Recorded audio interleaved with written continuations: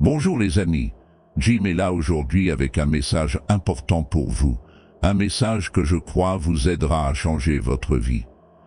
Maintenant, je sais ce que vous pensez. J'ai déjà tout entendu.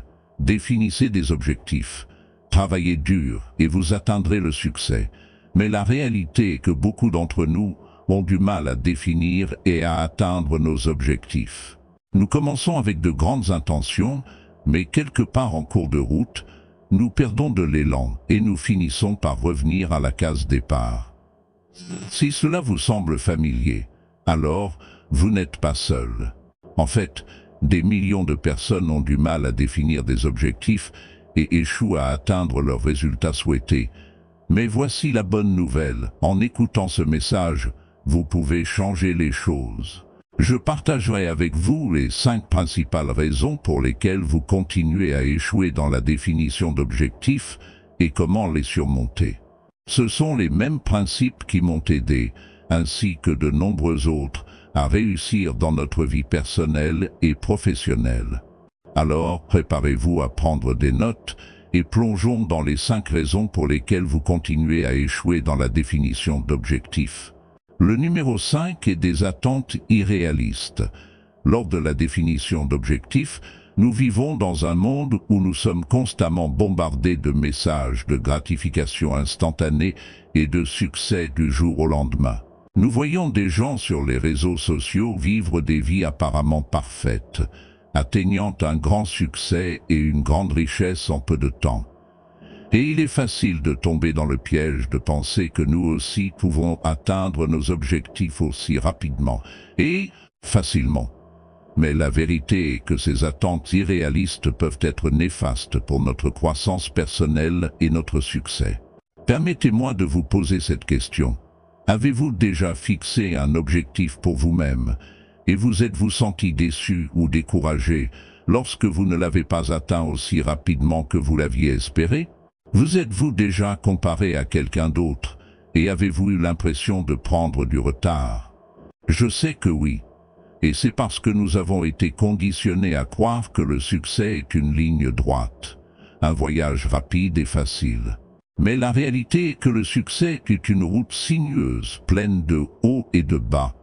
Et cela prend du temps et des efforts pour atteindre nos objectifs. Nous devons comprendre que se fixer des attentes irréalistes pour nous-mêmes est se préparer à l'échec. C'est comme essayer de courir un marathon sans s'y entraîner. Nous pouvons avoir le désir et la détermination, mais sans une préparation appropriée et des attentes réalistes, nous n'atteindrons pas la ligne d'arrivée. Alors, que pouvons-nous faire pour éviter ces attentes irréalistes lors de la définition d'objectifs? La première étape est de comprendre que le succès est un processus, pas un événement. Ce n'est pas quelque chose qui se produit du jour au lendemain, mais plutôt un voyage qui nécessite patience, persistance et travail acharné. Nous devons être prêts à investir le temps et les efforts nécessaires pour atteindre nos objectifs et ne pas attendre des résultats instantanés. Ensuite, nous devons être honnêtes avec nous-mêmes concernant nos capacités et nos limites. Il est important de fixer des objectifs qui sont stimulants, mais réalisables. Si nous fixons des objectifs trop élevés, nous risquons de nous sentir submergés et d'abandonner. D'autre part, si nous fixons des objectifs trop bas, nous risquons de ne pas nous pousser à atteindre notre plein potentiel. Il s'agit de trouver l'équilibre et de fixer des attentes réalistes pour nous-mêmes. Un autre facteur clé pour éviter les attentes irréalistes est de se concentrer sur le progrès, pas la perfection. Nous sommes humains et nous ferons des erreurs en cours de route. Mais au lieu de nous critiquer pour ne pas être parfaits, nous devons célébrer notre progrès et utiliser nos erreurs comme des occasions d'apprentissage. Il faut du temps pour atteindre la grandeur et nous devons être patients avec nous-mêmes. De plus, nous devons abandonner le jeu de la comparaison. Il est facile de regarder le succès de quelqu'un d'autre et de sentir que nous n'en faisons pas assez.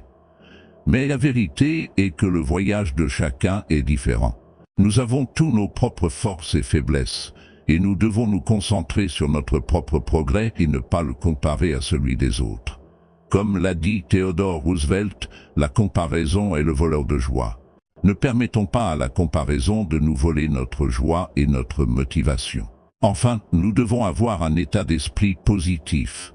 Nos pensées et nos croyances ont un impact puissant sur nos actions et finalement sur nos résultats. Si nous doutons constamment de nous-mêmes et de nos capacités, nous n'atteindrons jamais notre plein potentiel. Nous devons croire en nous-mêmes et en nos objectifs et avoir foi que nous pouvons les atteindre. Comme l'a dit Henry Ford, que vous pensiez que vous le pouvez ou que vous pensiez que vous ne le pouvez pas, vous avez raison. Le numéro 4 est le manque d'engagement. Vous voyez, l'engagement est la base du succès. Sans lui, vos rêves et vos objectifs resteront juste cela, des rêves et des objectifs. C'est le carburant qui nous conduit vers notre destination désirée. Et pourtant, tant d'entre nous luttent avec cela. Pourquoi donc? Pourquoi est-ce que nous avons du mal à rester engagés envers nos objectifs et aspirations? La réponse est simple, c'est difficile. Ce n'est pas facile de rester engagé, surtout lorsque confronté à des obstacles et des défis. Mais voici la chose. Tout ce qui vaut la peine n'est jamais facile. Si c'était le cas, tout le monde l'aurait. Mais laissez-moi vous dire quelque chose. Le chemin du succès n'est pas censé être facile. Il est censé vous tester, vous pousser à vos limites et vous rendre plus fort. Et c'est dans ces moments de lutte que votre engagement est vraiment mis à l'épreuve. Il est facile de rester engagé lorsque tout se passe bien, mais c'est pendant les moments difficiles que votre engagement brille vraiment. Alors, comment surmonter ce manque d'engagement? Comment rester engagé envers nos objectifs et nos rêves, même face aux défis?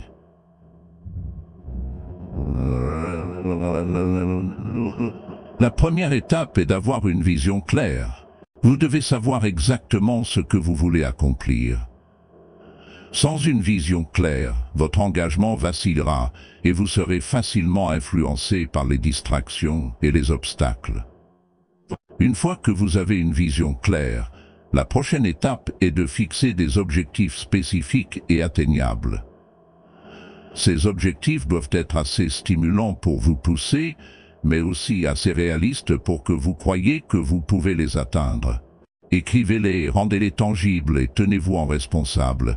Mais voici la chose. Fixer des objectifs ne suffit pas. Vous devez également avoir un plan d'action. Comment atteindrez-vous ces objectifs? Quelles étapes devez-vous suivre?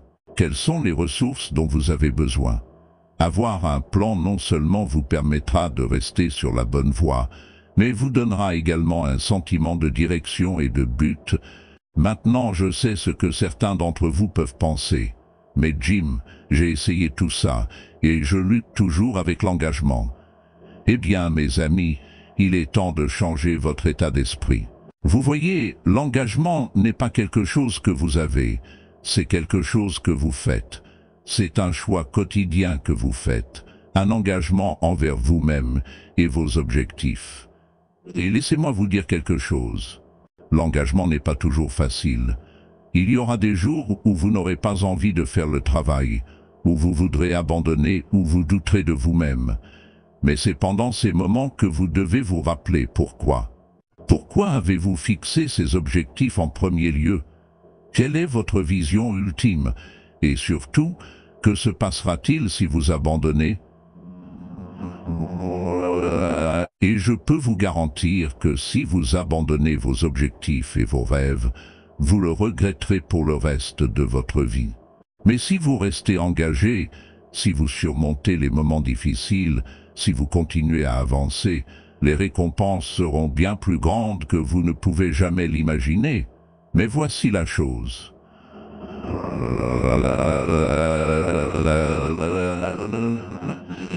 Il s'agit de croissance personnelle et de développement.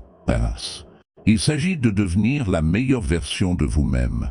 Et laissez-moi vous dire quelque chose. Le voyage vers le succès est tout aussi important que la destination. Alors que vous travaillez vers vos objectifs, vous rencontrerez des défis, vous ferez des erreurs, et vous apprendrez des leçons précieuses.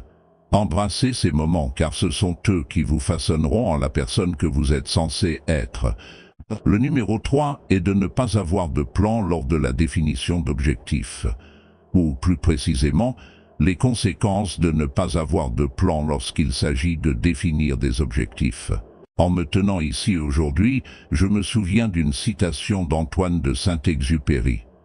Un objectif sans plan n'est qu'un souhait. Combien d'entre nous ont des objectifs et des rêves que nous n'avons pas encore réalisés?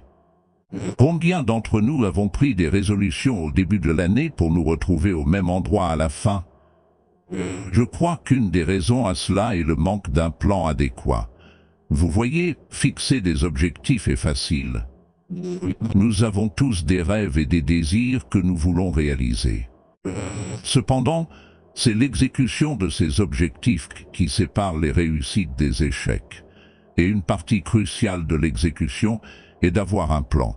Permettez-moi de vous donner un exemple. Imaginez que vous voulez construire une maison. Vous avez une vision de ce que vous voulez qu'elle ressemble, le nombre de pièces, le schéma de couleurs et l'emplacement.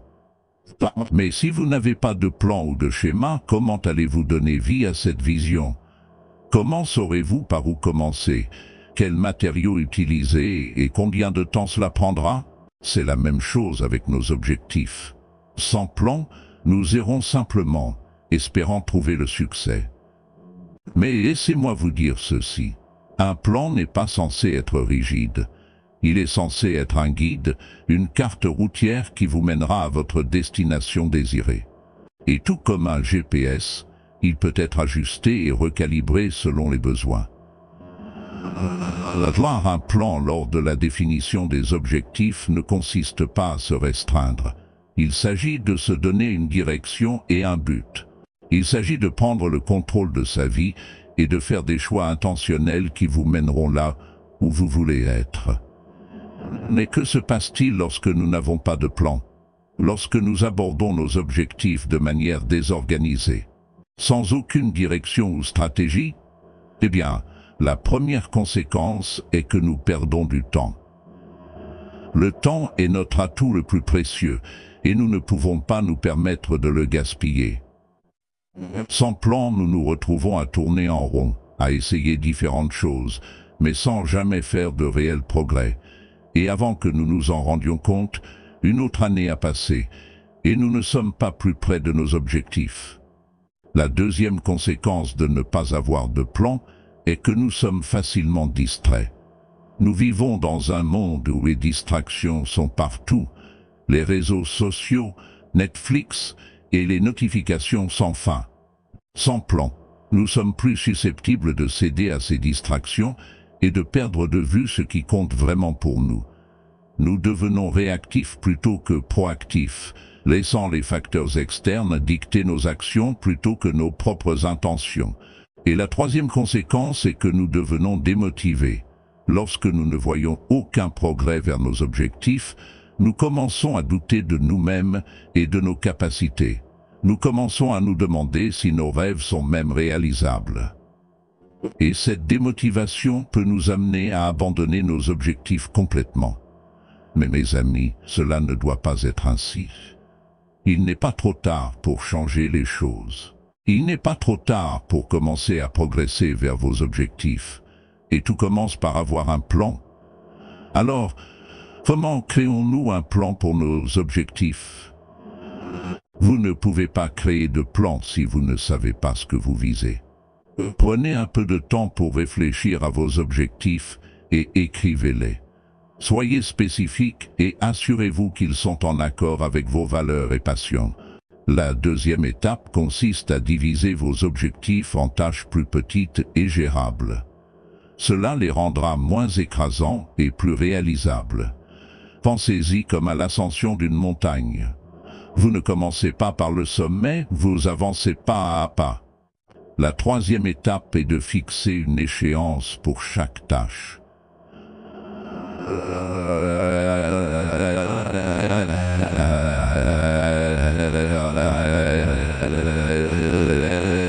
Flexibilité. Rappelez-vous, un plan n'est pas figé dans le marbre. Et enfin, la dernière étape est de passer à l'action. Un plan est inutile si vous n'agissez pas dessus. C'est comme avoir une carte mais ne pas bouger les pieds. Alors engagez-vous à prendre des actions cohérentes vers vos objectifs et n'ayez pas peur d'ajuster votre plan aux besoins. La vie est imprévisible et parfois nous devons nous adapter à de nouvelles circonstances. Avec le deuxième point, je veux aborder un obstacle courant que beaucoup d'entre nous rencontrent lors de la définition d'objectifs. La peur de l'échec. Permettez-moi de vous poser cette question. Avez-vous déjà eu un rêve, un objectif, un désir ardent dans votre cœur, mais la peur de l'échec vous a empêché même d'essayer de le poursuivre? Avez-vous déjà laissé la peur de l'échec vous retenir de réaliser votre plein potentiel? Si vous avez répondu oui, alors vous n'êtes pas seul. C'est quelque chose que nous apprenons en chemin. En tant qu'enfants, nous sommes sans peur. Nous essayons de nouvelles choses sans hésitation. Nous tombons et nous nous relevons. Nous rêvons grand et croyons que tout est possible. Mais en grandissant, nous sommes conditionnés à craindre l'échec. On nous apprend à éviter les risques et à rester dans ce qui est sûr et confortable. Nous sommes bombardés de messages selon lesquels l'échec est quelque chose dont il faut avoir honte, quelque chose à éviter à tout prix. Mais laissez-moi vous dire ceci, l'échec n'est pas l'ennemi. En fait, l'échec est une partie nécessaire du succès. C'est à travers nos échecs que nous apprenons, grandissons et devenons de meilleures versions de nous-mêmes. Pensez-y, chaque personne réussie que vous admirez a connu l'échec. Walt Disney a été renvoyé d'un journal pour manque de créativité et d'imagination. Oprah Winfrey s'est vu dire qu'elle n'était pas apte à la télévision. Steve Jobs a été renvoyé de l'entreprise qu'il avait cofondée. Mais ont-ils laissé leurs échecs les définir? Non, ils les ont utilisés comme des marches vers leur succès. Alors pourquoi avons-nous tellement peur de l'échec? C'est parce que nous attachons notre valeur personnelle à nos réussites. Nous croyons que si nous échouons, nous sommes des ratés. Mais laissez-moi vous dire ceci. L'échec est un événement, pas une personne. Juste parce que vous avez échoué à quelque chose ne signifie pas que vous êtes un raté. Cela signifie simplement que vous n'avez pas encore réussi. Et la seule façon de réussir est de continuer à essayer, à surmonter la peur de l'échec. Maintenant, je ne dis pas que l'échec est facile à gérer. Cela peut être dévastateur, cela peut être démoralisant, cela peut être démoralisant. Cela peut même être embarrassant. Mais c'est dans ces moments d'échec que notre caractère est vraiment testé. C'est dans ces moments que nous avons le choix. Laisser l'échec nous vaincre ou l'utiliser comme une marche vers le succès. Alors comment surmontons-nous la peur de l'échec lors de la définition des objectifs? La première étape consiste à changer notre façon de penser. Au lieu de considérer l'échec comme quelque chose à éviter, voyez-le comme une opportunité d'apprentissage. Adoptez l'idée que l'échec est une partie nécessaire du chemin vers le succès. Comme l'a dit Thomas Edison, je n'ai pas échoué. J'ai simplement trouvé 10 000 façons qui ne fonctionnent pas. Cela ne signifie pas que nous ne devrions pas rêver grand, mais nous devrions également diviser nos objectifs en étapes plus petites et réalisables. Même si nous n'atteignons pas notre objectif ultime, nous pouvons quand même célébrer les progrès que nous avons réalisés. Voyez chaque échec comme une opportunité d'apprendre et de grandir. Tant que vous progressez, vous avancez dans la bonne direction. La quatrième étape est de vous entourer d'un réseau de soutien. Nous devenons comme les personnes avec lesquelles nous passons le plus de temps. Entourez-vous de personnes qui croient en vous, qui vous encouragent et qui vous relèvent quand vous tombez. Et n'oubliez pas, il ne s'agit pas du nombre de personnes dans votre réseau, mais de la qualité de ces relations. Et la cinquième et dernière étape est de passer à l'action. Comme le dit le proverbe, l'action guérit la peur. Plus nous attendons, plus notre peur de l'échec grandit. Alors prenez ce premier pas, aussi petit qu'il puisse paraître. Et quand vous échouez, et vous échouerez, Ne laissez pas cela vous empêcher de passer à l'étape suivante. Nous vivons dans un monde où tout le monde veut réussir, mais très peu sont prêts à assumer la responsabilité de leurs actions. Nous sommes devenus une société d'excuses, rejetant la faute sur les autres et sur des facteurs externes pour nos échecs. Nous avons perdu de vue le pouvoir de la responsabilité et cela entrave notre croissance et notre potentiel. La responsabilité est la base du succès. C'est la volonté de prendre en charge nos choix, nos actions et nos résultats. C'est la compréhension que nous contrôlons notre vie et que nos décisions façonnent notre avenir. Sans responsabilité, nous sommes comme des navires sans gouvernail, dérivant sans but dans la mer de la vie. Mais pourquoi la responsabilité est-elle si cruciale en matière de définition des objectifs? Permettez-moi de vous raconter une histoire.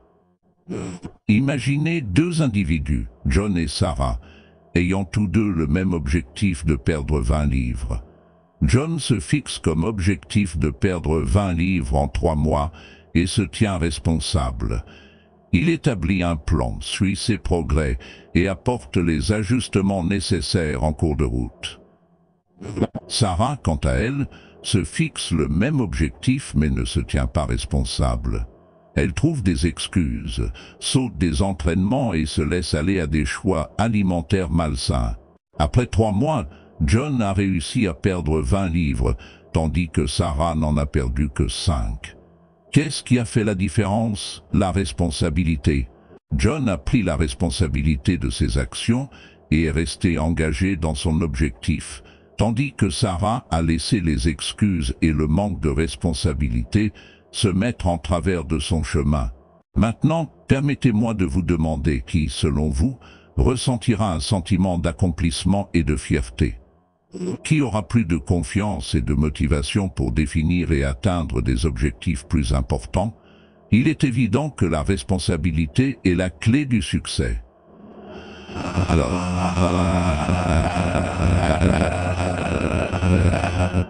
Alors, la première étape est d'assumer la responsabilité de nos choix. Nous devons arrêter de trouver des excuses et de rejeter la faute sur les autres pour nos échecs. Il est temps de se regarder dans le miroir et de reconnaître que nos décisions nous ont menés là où nous en sommes aujourd'hui. Lorsque nous assumons la responsabilité de nos actions, nous avons le pouvoir de changer notre situation. Sans destination claire, nous ne pouvons pas nous tenir responsables de nos progrès. Lorsque vous fixez des objectifs, soyez précis sur ce que vous voulez accomplir.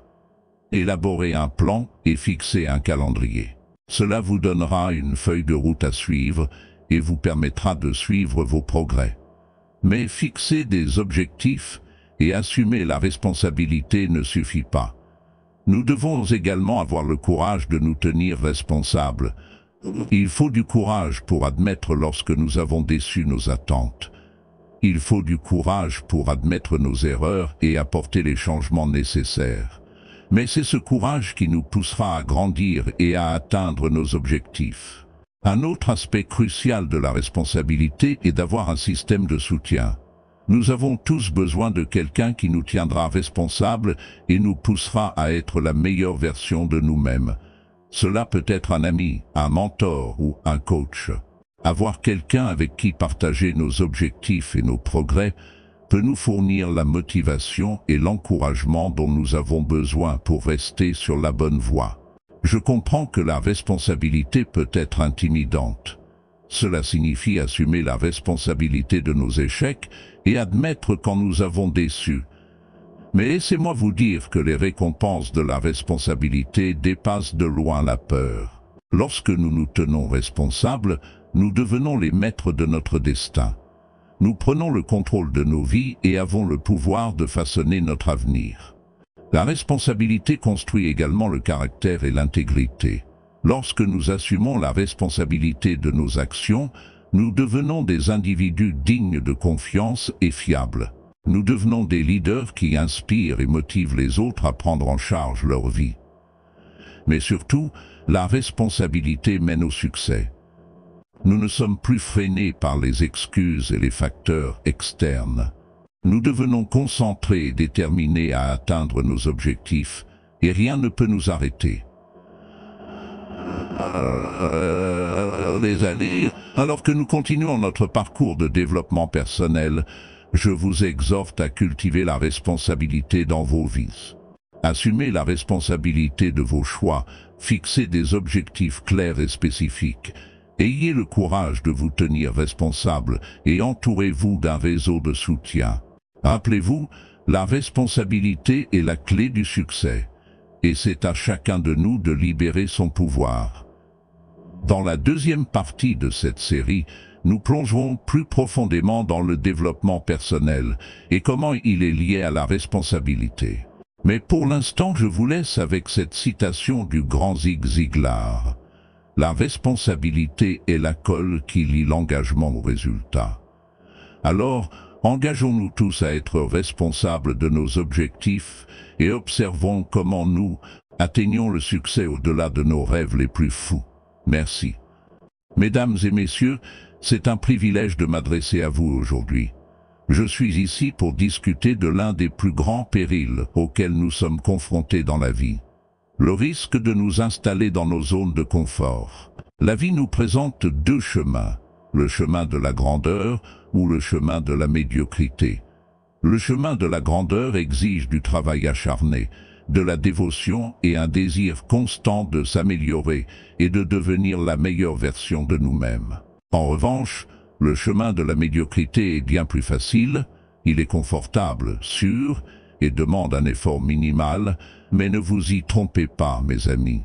Le chemin de la médiocrité est dangereux. Quand nous nous contentons de la médiocrité, nous nous vendons à rabais. Nous n'atteignons pas notre plein potentiel, négligeant les talents et les capacités dont nous avons été dotés. De plus, se contenter de la médiocrité signifie que nous n'accomplissons pas notre responsabilité de faire une différence positive dans le monde. Chacun de nous possède des dons et des talents uniques, et il est de notre devoir de les utiliser pour le bien commun. Se contenter de la médiocrité signifie négliger cette responsabilité.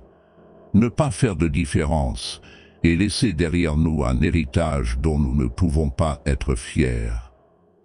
Se contenter de la médiocrité nous prive non seulement de notre potentiel et de notre but, mais conduit également à une vie de regret. Imaginez-vous dans quelques années en réfléchissant à votre vie. Serez-vous fier de la personne que vous êtes devenue? Serez-vous satisfait de vos réalisations? Ou regretterez-vous les opportunités manquées et les risques évités en vous contentant de la médiocrité? Nous n'avons qu'une seule vie à vivre et nous ne pouvons pas nous permettre de la gaspiller en nous contentant de la médiocrité. Nous devons aspirer à la grandeur dans tous les aspects de notre vie. Nos carrières, nos relations, notre santé et notre développement personnel. Cela demande le courage de sortir de nos zones de confort, de prendre des risques et de nous pousser à exceller. Je comprends que le chemin de la grandeur soit intimidant. Il demande du travail acharné, de la dévotion et de la persévérance. Mais laissez-moi vous assurer que les récompenses en valent la peine. Quand nous aspirons à la grandeur, nous grandissons en tant qu'individus. Nous devenons plus forts, plus résilients et plus confiants. Nos actions et nos réalisations inspirent les autres à poursuivre la grandeur eux-mêmes, créant ainsi un effet d'entraînement de changement positif. Alors, comment éviter de nous contenter de la médiocrité? La première étape est d'avoir une vision claire de ce que nous voulons accomplir dans la vie.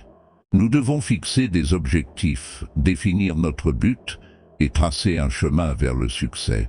Sans une vision claire, nous risquons de nous perdre dans les distractions et les tentations de la médiocrité. La deuxième étape est de nous entourer de personnes qui nous poussent à être meilleurs. Comme le dit le dicton, nous sommes la moyenne des 5 personnes avec lesquelles nous passons le plus de temps. Si nous nous entourons de personnes qui se contentent de la médiocrité, nous finirons inévitablement par faire de même. Mais si nous nous entourons de ceux qui aspirent à la grandeur, nous serons inspirés et motivés à faire de même. La troisième étape est de nous remettre constamment en question. Nous ne devons pas avoir peur de sortir de nos zones de confort et d'essayer de nouvelles choses. Nous devons être ouverts à l'apprentissage et à la croissance, même si cela signifie faire des erreurs en cours de route. Comme l'a dit Henry Ford, l'échec est simplement l'opportunité de recommencer, cette fois plus intelligemment. Enfin, nous devons adopter une mentalité d'amélioration continue. Nous ne devons jamais être satisfaits de là où nous en sommes. La médiocrité. Si nous voulons vraiment atteindre la grandeur, nous devons être prêts à prendre des risques.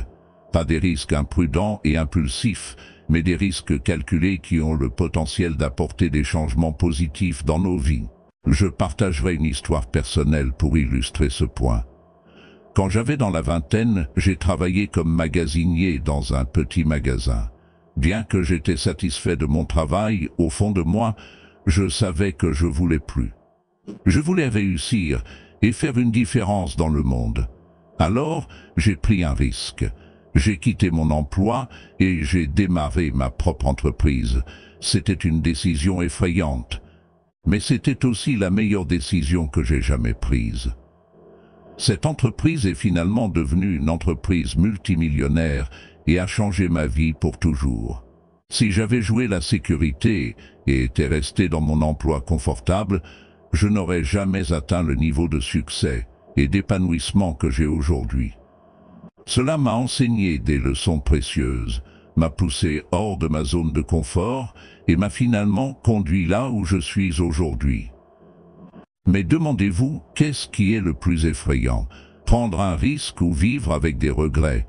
Les regrets sont un lourd fardeau à porter. Le résultat de ne pas agir est de ne pas prendre de risques. Alors, comment pouvons-nous surmonter la peur de prendre des risques? Au lieu de considérer les risques comme quelque chose à éviter, nous devons les voir comme des opportunités de croissance et de réussite. Chaque risque que nous prenons, quel que soit le résultat, nous enseigne quelque chose de précieux. La deuxième étape est d'être préparé. Prendre des risques ne signifie pas être imprudent. Cela signifie faire des recherches, avoir un plan et être prêt à s'adapter si les choses ne se passent pas comme prévu. La troisième étape est de vous entourer des bonnes personnes. Entourez-vous de personnes réussies et ayant les mêmes aspirations que vous, qui vous soutiendront et vous encourageront à prendre des risques. Enfin, rappelez-vous que prendre des risques est un processus continu.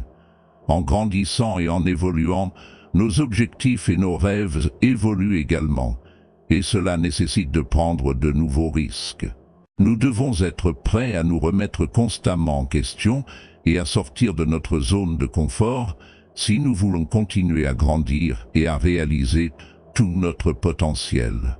La peur et le doute de soi sont des obstacles significatifs sur le chemin de la réussite et de l'épanouissement. Ils nous empêchent d'atteindre notre vrai potentiel, nous retenant de poursuivre nos rêves. Mais la peur et le doute de soi ne sont que des illusions, des constructions de notre esprit. Je me souviens d'être un jeune homme avec de grands rêves et aspirations, retenu par mes propres peurs et doutes. Mais j'ai réalisé que si je voulais atteindre mes objectifs et vivre une vie de dessein et de sens, je devais les surmonter. Ce n'était pas facile. Cela a nécessité beaucoup de travail acharné, de détermination et de persévérance. Mais je peux dire avec certitude que cela en valait la peine, car de l'autre côté de la peur et du doute de soi se trouve un monde de possibilités et d'opportunités infinies. Comment pouvons-nous nous libérer de leur emprise et vivre une vie de courage et de confiance? Eh bien, j'ai quelques suggestions qui, je crois, peuvent vous aider dans votre parcours. Tout d'abord, nous devons comprendre que la peur et le doute de soi sont des réactions naturelles à l'inconnu. Nous sommes câblés pour rechercher la sécurité, et tout ce qui menace cela peut déclencher nos peurs et doutes. Mais nous devons également comprendre que la peur et le doute de soi ne sont que des émotions. Ce ne sont pas des faits. Ils ne définissent pas qui nous sommes ni ce dont nous sommes capables. La prochaine étape est d'identifier la cause profonde de nos peurs et doutes. Souvent, ils sont basés sur des expériences passées ou des croyances limitantes que nous avons acquises en cours de route. Nous devons remettre en question ces croyances et nous demander, cette peur ou ce doute est-il basé sur la réalité ou est-ce juste une histoire que je me raconte? En questionnant nos pensées, nous pouvons commencer à nous libérer de leur emprise sur nous. Un autre outil puissant pour surmonter la peur et le doute de soi est de nous entourer de personnes positives et soutenantes. La compagnie que nous gardons a un impact significatif sur notre état d'esprit et notre vision de la vie. Il est donc crucial de nous entourer de personnes qui croient en nous, qui nous encouragent et qui nous poussent à être la meilleure version de nous-mêmes. Comme le dit le dicton, vous êtes la moyenne des 5 personnes avec lesquelles vous passez le plus de temps. Mais peut-être que l'étape la plus importante pour surmonter la peur et le doute de soi est d'agir. Vous voyez, la peur et le doute de soi prospèrent dans l'inaction. Ils nous paralysent et nous empêchent d'avancer. Mais lorsque nous agissons, même par de petits pas, nous commençons à créer de l'élan et à gagner en confiance. Et à mesure que nous continuons à agir, la peur et le doute de soi commencent lentement à perdre leur pouvoir sur nous. Vous voyez, le changement est une partie inévitable de la vie. C'est quelque chose que nous ne pouvons pas éviter, peu importe nos efforts. Mais la vérité est que le changement n'est pas quelque chose à craindre, mais plutôt quelque chose à embrasser. C'est à travers le changement que nous grandissons, évoluons et devenons les meilleures versions de nous-mêmes. Maintenant, je sais que le changement peut être effrayant.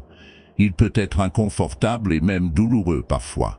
Mais laissez-moi vous dire, la douleur de rester pareil est bien plus grande que la douleur du changement. Si nous résistons au changement, nous résistons essentiellement à la croissance et au progrès dans nos vies. Pensez-y, si nous n'avions jamais changé, nous serions encore à 4 pattes en tant que bébés. Nous n'apprendrions jamais à marcher, à parler, à lire, à écrire. Nous ne découvririons jamais les merveilles du monde, la beauté de la nature, la joie de l'amour. Le changement est ce qui nous propulse vers l'avant, ce qui nous pousse à atteindre notre plein potentiel. Mais pourquoi tant d'entre nous résistent-ils au changement? Pourquoi nous accrochons-nous à ce qui est familier, même si cela ne nous sert plus? La réponse est simple, la peur.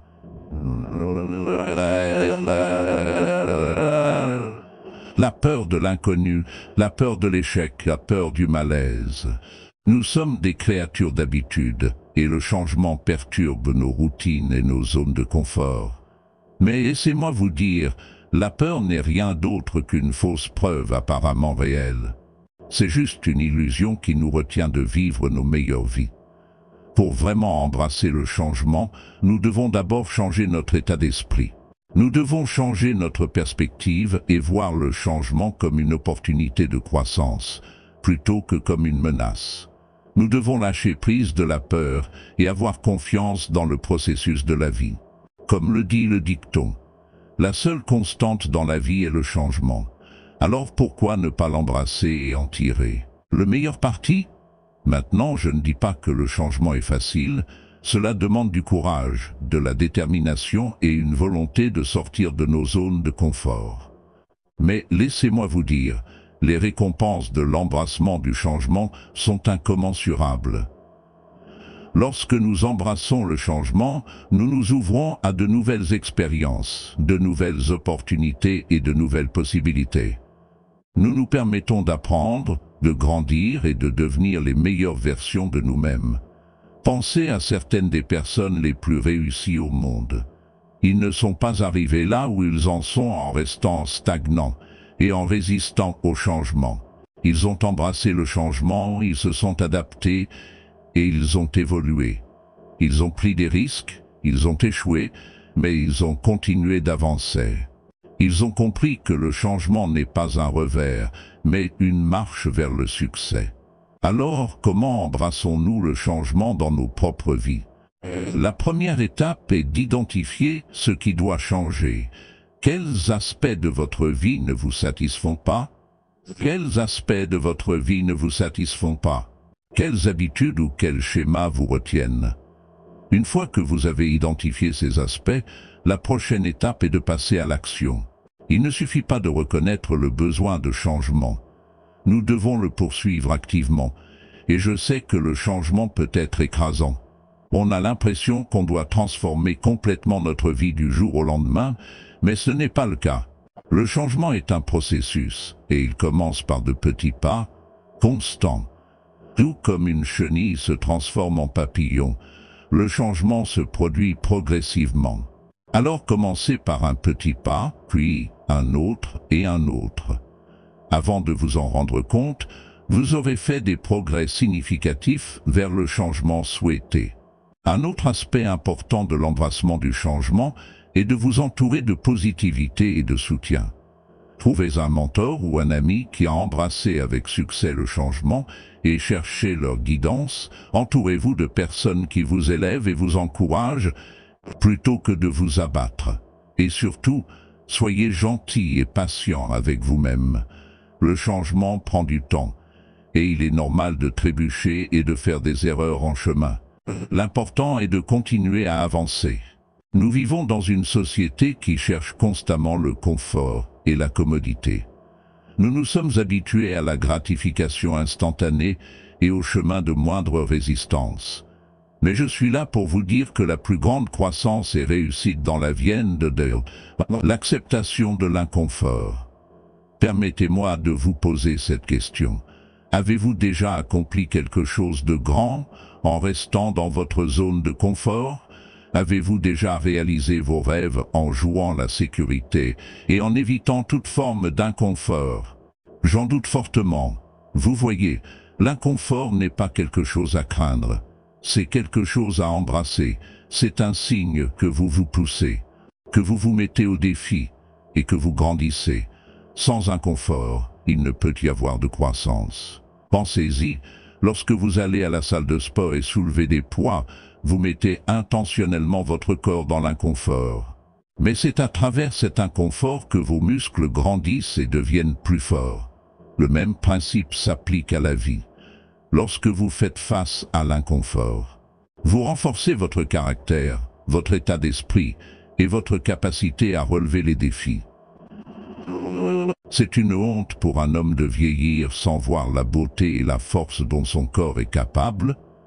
Je crois que cela s'applique non seulement à l'entraînement physique, mais aussi au développement personnel. Nous devons nous entraîner à embrasser l'inconfort et le voir comme une partie nécessaire de notre croissance. Nous ne devons pas le fuir, mais plutôt l'accepter et l'utiliser comme un outil pour nous propulser vers nos objectifs et nos rêves. Maintenant, je sais ce que certains d'entre vous peuvent penser, mais Jim, l'inconfort est inconfortable. Pourquoi voudrais-je volontairement me mettre dans cette situation? Et ma réponse à cela est simple. Parce que les récompenses de l'autre côté de l'inconfort sont bien plus grandes que l'inconfort temporaire lui-même. Permettez-moi de partager avec vous une histoire personnelle. Quand je commençais ma carrière, je travaillais comme vendeur pour une petite entreprise. J'étais à l'aise, je gagnais un salaire décent et je menais une vie relativement facile. Mais au fond de moi, je savais que j'étais capable de plus. J'avais de grands rêves et des aspirations, mais j'avais trop peur de sortir de ma zone de confort. Ce n'est que lorsque j'ai assisté à un séminaire de développement personnel que tout a changé pour moi. Le conférencier nous a poussés à sortir de notre zone de confort et à faire quelque chose qui nous faisait peur. Et c'est exactement ce que j'ai fait. J'ai quitté mon emploi et j'ai démarré ma propre entreprise. C'était l'une des décisions les plus effrayantes et les plus inconfortables que j'ai jamais prises. Mais c'était aussi l'une des meilleures. C'était aussi l'une des meilleures. Cette décision m'a conduit sur un chemin de croissance, de succès et d'épanouissement que je n'aurais jamais pu imaginer. Et tout a commencé avec l'acceptation de l'inconfort. Maintenant, je ne dis pas que vous devriez quitter votre emploi et démarrer votre propre entreprise. Mais ce que je dis, c'est que vous devez être prête à sortir de votre zone de confort si vous voulez réaliser vos rêves. Vous devez être prête à affronter l'inconfort et à l'utiliser comme un outil pour vous propulser vers vos objectifs. La vérité est que l'inconfort est un ingrédient nécessaire pour le succès. C'est le carburant qui nous pousse vers nos rêves et nous aide à atteindre notre plein potentiel. Sans lui, nous deviendrions stagnants et complaisants.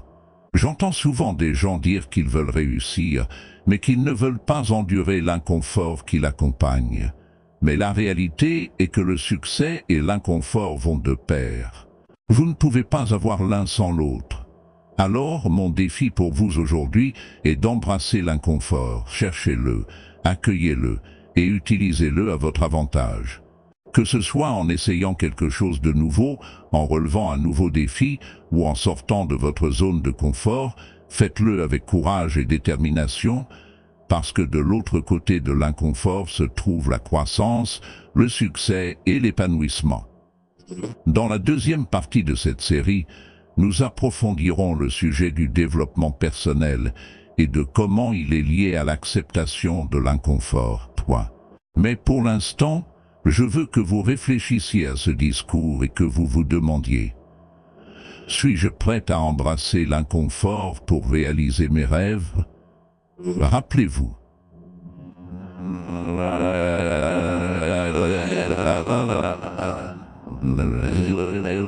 Alors allez-y et embrassez-le, et je vous promets, les récompenses en vaudront la peine.